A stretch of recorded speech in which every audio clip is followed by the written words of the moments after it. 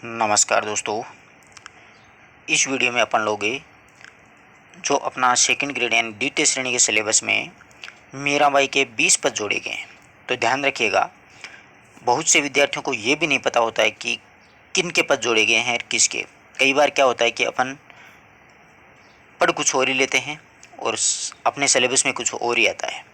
तो मीराबाई की स्पेशली ध्यान रखना, पदावलियाँ बहुत प्रसिद्ध हैं और इन पदावलियों का दो विद्वानों के द्वारा संपादन किया गया है। एक तो है नरोत्तम स्वामी और एक है परशुराम चतुर्वेदी। तो अपने द्वितीय श्रेणी है उसमें परशुराम चतुर्वेदी के द्वारा संपादित जो पदावली है उसके 20 पद जोड़े गए हैं, जबकि कॉलेज लेक्चरशिप है उसमें नरोत्तम दास स्वामी के द्वारा संपादित मीराबाई की पदावली के 100 पद जोड़े गए हैं। इस बात का भी ध्यान रखना। अगर कॉलेज लेक्चरशिप की आप तैयारी कर रहे हो तो प्ले लिस्ट में से आपको UGC नेट JRF करके एक फोल्डर है, उसमें वो वाली वीडियो मिल जाएंगे, नरोत्तम दास स्वामी के द्वारा संपादित है। और स्नातक स्तरीय पाठ्यक्रम द्वितीय श्रेणी लिखा हुआ है उसमें आपको परशुराम चतुर्वेदी वाले हैं और अपने परशुराम चतुर्वेदी वाले ही जोड़े गए हैं। इस बात का भी खास ध्यान रखें। कई बार क्या होता है कि अपन पढ़ते जाते हैं नरोत्तम दास स्वामी का, प्रश्न पूछ लेता है परशुराम चतुर्वेदी वाले। पद सेम ही है, कोई बड़ी बात नहीं है, वही मीराबाई के द्वारा ही लिखे गए हैं दोनों ही, परंतु संपादन का जो तरीका है वो दोनों का विद्वानों का अलग अलग है। परशुराम चतुर्वेदी का अलग है, नरोत्तम दास स्वामी का अलग है। ठीक है, तो ये बात आप ध्यान रखिएगा। और इन पदों की अगर आप लोगों ने व्याख्या नहीं पढ़ी है तो पहले आप व्याख्या पढ़ेंगे, फिर इन प्रश्नोत्तरों को करेंगे तो आपको कोई किसी भी प्रकार की समस्या का सामना नहीं करना पड़ेगा। तो मीराबाई का जन्म है, ध्यान रखिएगा, कब हुआ था? विक्रमी संवत 1555 में, ईस्वी सन 1498 ईस्वी में हुआ था। अब देखिएगा, ये तो है विक्रमी संवत, ये है ईस्वी सन। अब यहाँ पर बहुत से विद्यार्थी ऐसे हैं जिनको ये पता नहीं होता है कि विक्रमी संवत कैसे क्या होती है, ईस्वी सन कैसे निकलती है। तो जो भी विक्रमी संवत होती है, जितनी भी संख्या दी हुई हो उसमें से 57 घटा देना, ईस्वी सन निकल करके आ जाएगी। अब 1555 में से आप 57 घटाएंगे तो 1498 आएंगे। घटा करके देख लीजिए, कोई समस्या नहीं है। ईस्वी सन, विक्रमी संवत, हिजरी सन, ये जो भी है ना, आपको अगर निकालने नहीं आती हैं तो जीके वाले फोल्डर में से आप वो वाला वीडियो भी देख लीजिएगा, जिससे आपका ईस्वी सन विक्रमी संवत वाला वो सारा जो कॉन्सेप्ट है, सारा झंझट है, वो दूर हो जाएगा। मीराबाई का परलोक गमन है वो कब हुआ था? 1610 ईस्वी में हुआ था।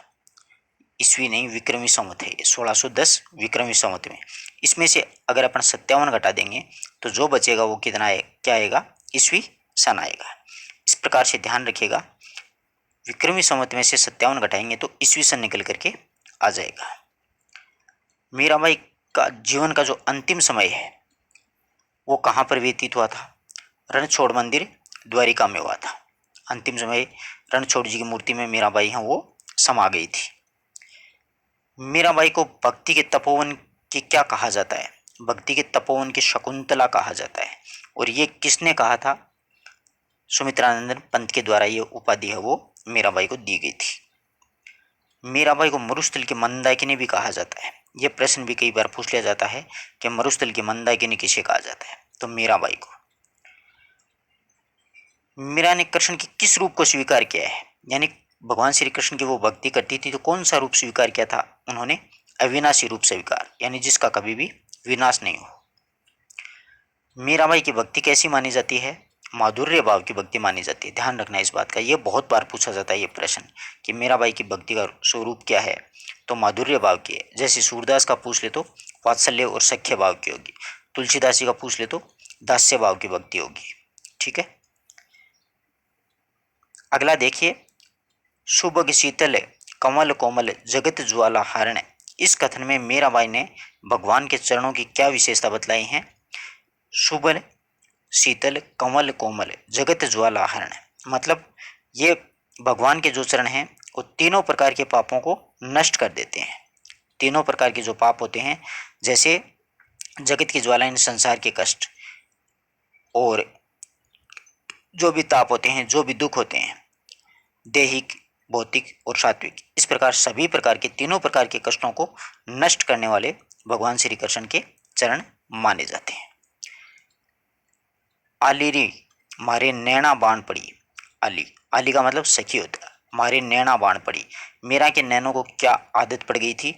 मीरा के नैनों को हमेशा आदत ये पड़ गई कि सदा प्रियतम की माधुरी मूर्ति वो देखती रहना चाहती है, कि मेरे नैनों को आदत पड़ गई है कि आली मारे नैना बाण पड़ी।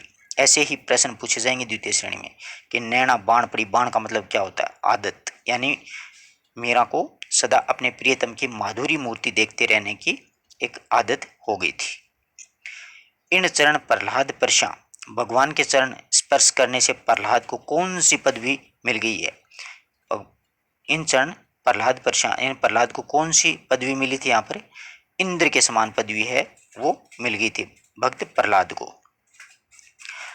ये पंक्ति पढ़ी है ना आपने, इन चरण प्रहलाद परशा इंद्र पदवी धरण है, इन चरण ध्रुव अटल कर, यानी ध्रुव को अटल कर दिया है।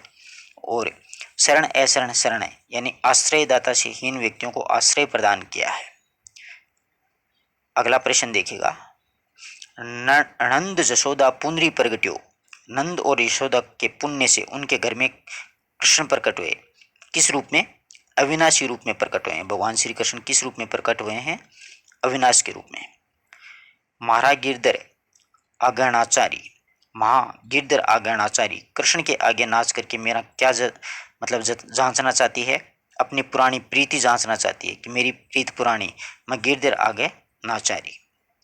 बशा मारे नैना में नंदलाल, मीरा ने अपने आराध्य की क्या विशेषता बताई है? कि भक्त वत्सल हैं, बस गए हैं वो मेरे नैनों में नंदलाल। जो पहरावे सोई पहरूं, सो दे सोई खाऊं, मीरा ने कौन सी विशेषता प्रकट की है? यानी जो पहराएंगे वही तो मैं पहनूंगी और जो देंगे वही मैं खाऊंगी, यानी समर्पणशीलता की, पूरी तरह से समर्पित हो गई है अपने आराध्य के प्रति। अगला देखिए, शरण अशरण शरण कथन के माध्यम से मीरा क्या कहना चाहती है? यानी आश्रय से रहित लोगों को आश्रय प्रदान करते हैं ये चरण। शरण अशरण शरण, यानी ये जो चरण है भगवान श्री कृष्ण के, वो आश्रय से रहित लोगों को आश्रय प्रदान करते हैं। इन चरण कालिया नाथ्या, इन चरण कालिया नाथ्या कथन का भावार्थ क्या है? मतलब इन चरणों ने कालिया नामक एक सर्प नाग था उसको भी वश में किया है। गर्भ मध्वा हरण, यहाँ पर मध्वा शब्द किसके लिए आया है? इंद्र के लिए। और यहाँ पर गर्भ शब्द पूछ ले तो गर्व यानी घमंड यानी दर्प, यानी इंद्र के घमंड को भी चूर कर दिया था भगवान श्री कृष्ण ने जब गोवर्धन पर्वत धारण किया था। तो एक्चुअल में क्या हुआ था कि इंद्र भगवान एक बार ब्रज प्रदेश के वासियों पर बहुत ज्यादा बरसात करवा दी, इतनी ज्यादा बरसात हुई कि सभी के त्राही त्राही मच गई थी। तो भगवान श्री कृष्ण ने देखा कि अब तो अपने ही लोग मरने वाले हैं, तो उन्होंने जो गोवर्धन पर्वत है उसको उंगली पे उठा लिया था और सब लोगों को उस पर चढ़ा दिया था। फिर इंद्र बरसता ही रह गया और सभी की रक्षा हो गई। इसलिए इंद्र का जो घमंड था ना उसको चूर किया था। आगे बात समझ में। कुंडल अलका करारी जी, अलका का मतलब क्या होता है? यहाँ पर बालों की लटें, यानी उनके बालों की लटें हैं वो बहुत ही कजरारी लग रही हैं। अधर सुधारस मुरली रांझा उर्वेजंती माल, उपयुक्त पद का भावार्थ क्या है? अधर सुधारस मुरली रांझा, यानी अमृत रूपी मुरली की तान, उसके होठों पर अमृत रूपी मुरली की तान है वो बहुत ही मीठी लग रही है, बहुत ही रसीली लग रही है।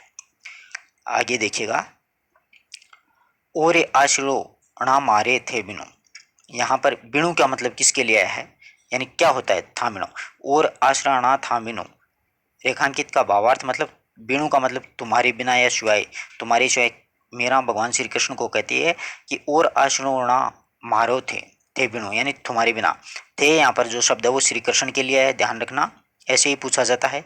और बिनु का मतलब तुम्हारे बिना, तुम्हारे शिवाय, तुम्हारे अलावा मेरा इस दुनिया में कोई नहीं है, ध्यान रखना। आश्रय का मतलब आश्रय, कि तुम्हारे बिना मेरा और कोई दूसरा भी आश्रय नहीं है। यहाँ पर ऐसे छोटे छोटे प्रश्न मिलते हैं। मारो किसके लिए? मारो मीरा के लिए है, थे श्री कृष्ण के लिए है, बिनु मतलब तुम्हारे बिना। तनक हरी चितवा मारी ओर, चितवा का मतलब क्या होता है? देखना। मीरा बोलती है ना कि तनक हरी चितवा मारी ओर, कि थोड़ा सा तो तुम मेरी ओर देखो। मीरा के प्रभु हरि अविनाशी देशों प्राण अंकोर, ये पूछा गया एक बार कि अंकोर क्या होता है? यहाँ पर अंकोर का मतलब होता है मैं आपके ऊपर मेरे प्राण न्योछावर कर दूंगी। अंकोर का शाब्दिक अर्थ क्या होता है? प्राण न्योछावर करना। अच्छे शब्द हैं, इस प्रकार से आप भी बना सकते हो, ध्यान रखिए। हे माँ बड़ी बड़ी आंखें नवारो, यहाँ पर हे माँ भी हो सकता है, हे सखी भी हो सकता है, दोनों ही सही है, कोई दिक्कत नहीं है। ऑप्शन में आपको एक ही मिलेगा। बोहे कमाण बाण बांके लोचन मारत हीर कसी के। बोहे धनुष के समान और टेढ़ी जो नजर है वो तीर के समान है जो कस करके मेरे हृदय में मार रही हैं। बोहे कमाण बाण बांके लोचन, बहुत ही अच्छी पंक्ति है कि उसकी जो भुजाएं हैं वो तो धनुष के समान है और टेढ़ी जो नजरें हैं वो तीर के समान हैं और मेरे हृदय में वो कस करके मार रहे हैं। मारित हीरे कसी के, जतन करो जंतर लिखो बांधो औषध लाओ घसी के, कि कोई भी प्रयत्न वगैरह करो जल्दी से औषधि घिस करके लाओ। अगली पंक्ति देखिएगा कि औषध लाओ घसी के यानी औषधि घिस करके लाओ, कुछ भी लाओ, यानी मेरा हृदय वो छलनी छलनी हो गया टेढ़ी नजरों से भगवान श्री कृष्ण के। कुल कुटुंब सजन सकल बार बार हटकी, इस हटकी का भावार्थ क्या होता है कि कुल के कुटुंब के और अन्य लोगों ने मुझे बार बार मना किया, टोका और सावधान किया कि तुम इस भक्ति की राह पे मत जाओ, तुम राज परिवार से संबंध रखने वाली एक महारानी हो, जबकि मीरा ने किसी की नहीं मानी। भगवान श्री कृष्ण को अपना आराध्य पति मानती थी वो। मीरा प्रभु शरण गया जाण्या घट घट की, यहाँ पर घट घट का मतलब क्या होता है कि मीरा प्रभु शरण गया, मीरा है जिस प्रभु के शरण में गई है, आश्रय में, वो प्रत्येक व्यक्ति के हृदय की बातें जानता है। घट घट की मतलब हृदय की बातें जानता है। आर्यन बात समझ में? नटवर प्रभु भेष धार्या रूप जगत लो भाई, यहाँ पर नटवर, नटवर जो शब्द है वो कैसा है, मतलब रसिक, रसिक शिरोमणि रूप धारण कर रखा है भगवान श्री कृष्ण ने, जो रूप जग लो भाई यानी संसार को वो आकर्षित करने वाला है, ऐसा रूप धारण कर रखा रसिक शिरोमणि भगवान श्री कृष्ण का। परहत गया बिकाए, परहत का मतलब क्या होता है, पराए हाथों, यानी मैं तो भगवान श्री कृष्ण के हाथों बिक गई हूँ, अब मुझे वापस वहां से कोई नहीं ला सकता है। मीरा कहती है कि परहत गई बिकाए। आगे देखिएगा, मीरा गिरधर हाथ बिकाने लोग कहाँ बिगड़ी, मीरा कहती है कि मैं तो भगवान श्री कृष्ण के हाथ बिक गई हूँ और लोग कहते हैं बिगड़ी, यानी मैं पथ भ्रष्ट हो गई हूँ, जबकि मैं पथ भ्रष्ट कहाँ हुई हूँ, मैं तो मेरे आराध्य पति देव पति परमेश्वर भगवान श्री कृष्ण के भक्ति में लीन हूँ। तो यहाँ पर बिगड़ी का मतलब पथ भ्रष्ट से होगा, ध्यान रखना। आगे देखिएगा, अश्वांजल सींची सींची प्रेम बेल बोइया, यहाँ पर कौन सा अलंकार है, रूपक अलंकार, यानी आंसुओं रूपी जल से सींच सींच करके मैंने प्रेम रूपी बेल है उसको खड़ा किया है। अश्वांजलि सींची सींची प्रेम बेल बुया।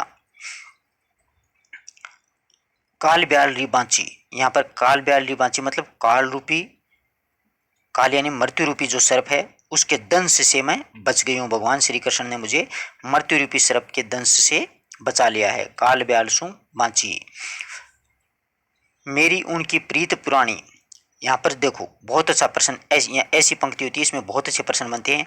मेरी शब्द पूछ ले अगला, किसके लिए, मीरा के लिए, उनकी श्री कृष्ण के लिए, प्रीत पुरानी, यहाँ पर ये जो शब्द है मेरी उनकी और मीरा और श्री कृष्ण के लिए आए हैं दोनों। इस प्रकार से ध्यान रखना, एक एक पंक्ति से प्रत्येक शब्द से प्रश्न बन सकता है पद्य में। अब आगे देखिए कि ये जो दो चार प्रश्न हैं मैं आपके लिए लिख करके लाया था कि भली कहो बुरी कहो मैं सबले शीश चढ़ाए, यानी मीरा ने क्या शीश चढ़ा लिया था कि चाहे कोई मुझे भला कहो चाहे बुरा कहो सबको ही मैंने क्या कर लिया था, शीश चढ़ा लिया था। इसका मतलब क्या शीश चढ़ा लिया था, क्या कह दिया था, उसका मतलब भावार्थ लिखना आपको। मारा हृदय बसा मुरारी पल पल दर्शन पावा, मुरारी कौन है, मुरारी राधा सकल ने साधा सकल लोक लाज खुया, कि साधुओं सज्जनों के साथ में बैठ करके मैंने लोक लाज खुई है, तो मतलब साधा का सकल का लोक का, इसका मतलब भावार्थ लिखना आपको कि ये क्या होते हैं। लोक का मतलब यहाँ पर किसके लिए आया, रेण पड़े उठ जाऊं भोर बहे उठ आऊं, यहाँ पर रेण का मतलब क्या होता है, भोर का मतलब क्या होता है, और कौन कहता है तब वो उठ जाती है मीरा। निबट बंकट छवि अटके, यहाँ पर बंकट का मतलब क्या होता है, निबट बंकट छब अंटके, यहाँ पर बंकट का मतलब भावार्थ बताना आपको।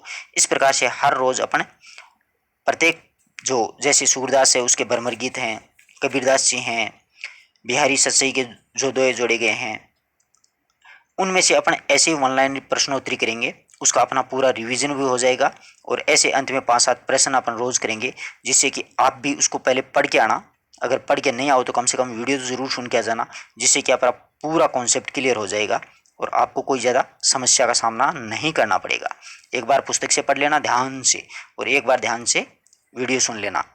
ज़्यादा ये डीपली नहीं है, बिल्कुल ज़्यादा हार्ड नहीं है। किस प्रकार से प्रश्न बनते हैं वो मैं आपको बता रहा हूँ। इस प्रकार से आप भी अपने जो नोट्स हैं वो तैयार कर सकते हैं। तो धन्यवाद दोस्तों। आपको कैसा लगा वीडियो ये भी बताना है कमेंट करके, अपने मित्रों को शेयर करना है। दूसरी बात, इनके उत्तर देना बहुत ज़रूरी है। ये 5-4 छोटे छोटे प्रश्न मैंने यूँ ही नॉर्मल वे में बनाए हैं, ज़्यादा डीपली नहीं है। आराम से आप इसके उत्तर दे सकते हो।